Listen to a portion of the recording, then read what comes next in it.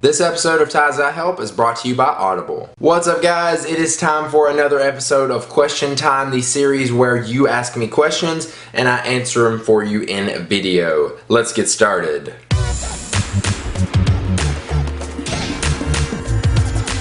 The first question comes from Liam Cookie. Hopefully I'm saying your name right. What are you most looking forward to in iOS 6? I've already got iOS 6 on my iPhone as well as my iPad, so I don't really have anything to look forward to in it except for Passbook. I'm really excited for that app because it's not on iOS 6 yet. It's just an icon and it doesn't do anything. That app lets you put all your gift cards and codes and boarding passes and stuff in there, and you just hold your phone up and scan it. I'm just excited for that. One thing that I love about iOS 6, which I wasn't anticipating I would like, is the new maps. Amazing. Love it. It's so much better for directions. It's turn-by-turn directions now. When you're going somewhere, it actually shows you where you need to turn, and it looks, because it's in 3D, you can actually see where you need to turn in relation to where you are. You can actually just tell. Another thing I like while I was using it earlier today, if you have your phone locked, it actually, when it's time for you to make a turn, it shows up on your lock screen. Your phone turns on, it doesn't unlock, but you can still see the animated turns on your home screen or on your lock screen. So that's amazing. Love the new maps. Chris Johnson says, do you think the Windows 8 tablets just released at the Microsoft conference have any chance of being a competitor to the iPad? So obviously, since it's not out yet, I haven't got a chance to try it and compare it to the iPad, but I think it's going to be really, really nice. I'm excited to play around with it and try Windows 8 on the Surface tablets. I think they're going to be really nice. I'm just skeptical of how well they'll do on the market. I don't think they're going to sell all that well. Maybe Microsoft will do really well with them, but from what I'm seeing right now, I just don't see them doing that well, but I think they are going to be a really, really great tablet. Compared to the iPad, probably not, but it will be a great alternative. Only thing is, I've been seeing the $700 price point, which is definitely not going to make it a good competitor to the iPad if it's way up there in price like that. But yeah, I think it's going to be nice, and I can't wait to try it out. Ali says, are you sexy and do you know it? I'm sexy and I know it. Dun, dun, dun, dun. Is anybody else freaking tired of that song? It has been way overplayed. Jack Cooper says, what is your iPad case called? On my iPad, I use the smart cover along with the Hyper Shield case on the back. Ignore how dirty it is. I think I did a video on this case a while back ago. Basically, the way it works is it covers up pretty much all of your iPad along with the smart cover.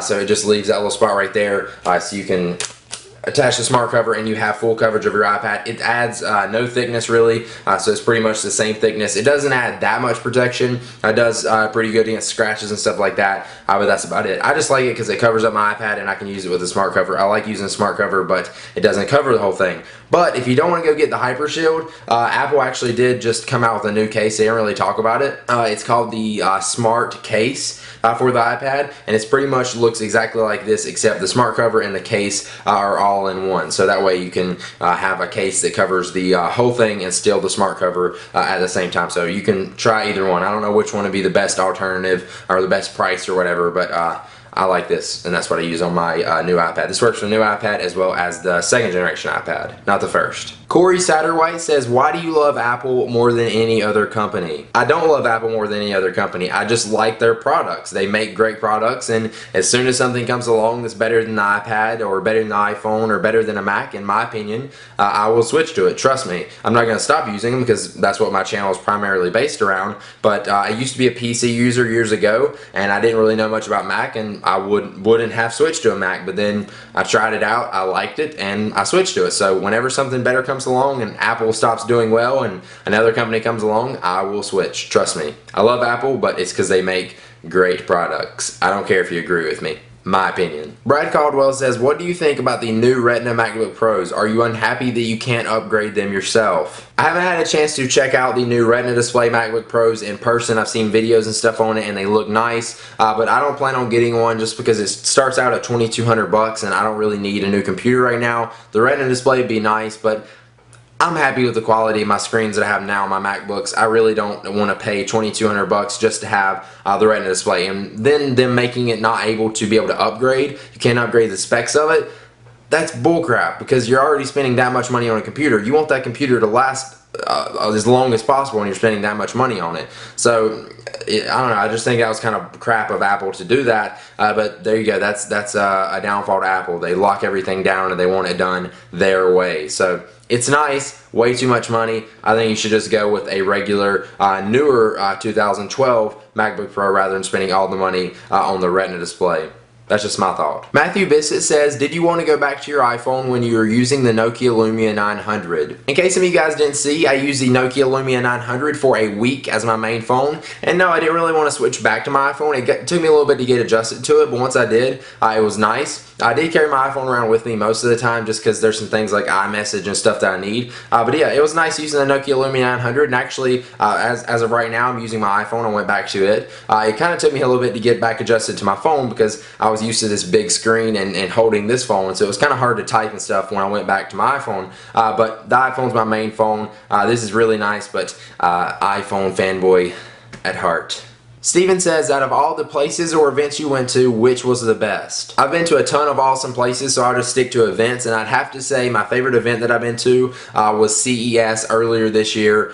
It was awesome. I had so much fun hanging out with the people from Revision 3, and even though I was working like crazy and posting so many videos pretty much the whole time, it's awesome to just get to see all the new technology and play around with stuff and talk to people and meet people from companies and stuff like that. It was just a great time. I love CES. If you are a tech person and you try to do tech videos and stuff like that, definitely CES is the awesome event for you. So definitely CES 2012 was my fave. Prob, hopefully I'm saying your name right, asked me what I think about Google Glasses and what impact do I think they will have on technology, and could they be potentially dangerous. So if you guys haven't seen Google Glasses or heard about it, I definitely recommend you check out the videos of them. Go ahead and just do a Google search for Google Glasses and you'll see them. They look pretty awesome. I think it's an awesome concept, and if that's actually how they're going to work, I think it'll be great. I don't think they're actually going to work as well as they do in the video, and yes, I do think they would be dangerous. I don't want to be driving down the road with my Google Glasses on and I see something pop up where a car is and then I'll not be able to see it. That wouldn't be good. That could cause some bad situations. But if it works as awesome as they show in the videos, Google Glasses will be amazing. Just, I don't know, is everybody really going to wear glasses? Like, I would rather just look at my phone and pull it out of my pocket when I want it rather than wear glasses around all the time to see it right in front of my eyes. And I feel like that would hurt your eyes too, like seeing a screen or seeing something right there at your eye. I don't know. It seems like an awesome concept, just I'm not too sure about it. I'll have to play with it myself. Brennan Fresh says, and by the way, if that's actually your last name, that's awesome. Do you think I should get the iPad because of Siri and the Retina display? I'm debating between a Galaxy Tab, Nexus tablet, and iPad. I definitely recommend you go with the new iPad, not just because it has the Retina display and Siri, just because it has the better overall user experience, and that's what matters to me. Specs and all that crap don't matter. It's way better than any other tablet out there, in my opinion, and Siri and the new Retina display is just an add-on to that. Definitely go with the iPad, and I suggest get the 4G LTE model with Verizon because it's awesome. Lewis Weaver says, what type of internet connection do you have and how fast is it? Also, what is your outlook on the iPhone 5? I have Time Warner Cable and I've had it for years now because that is the best speeds available in my area, and with all the uploading and downloading and stuff I do, I need the best speed, and Time Warner Cable is absolutely terrible, at least from my experience. Maybe just because I'm a data hog and I upload a ton of stuff, but I'm pretty sure they're like throttling my data usage and upload to YouTube, so it's been taking forever for my videos to upload, and I've just had so many bad experiences with them,